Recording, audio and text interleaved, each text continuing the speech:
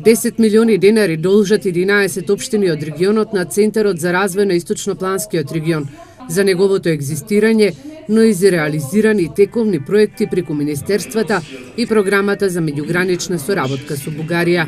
Извештајот за финансиската состојба денеска е презентиран на втората седница на Советот на градоначалници на Источнопланскиот регион.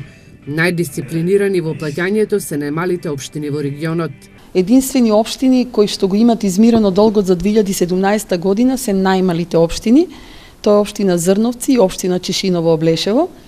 Општина Кочани исто така го има измирено долгот заклучно со третиот квартал, останува уште последниот квартал да се измири, и општина Штип има измирено дел од долгот за првото полугодие од 2017 година. Општина Виница исто така за првото полугодие. Останатите општини од регионот воопшто го немаат и подмирено долгот за 2017 година.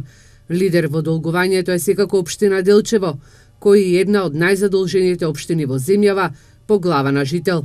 Градоначалниците вечерва ќе одлучуваат за новата листа на приоритетни проекти со кои до 15 декември треба да конкурираат за добивање на пари од Бирото за рамномерен регионален развој.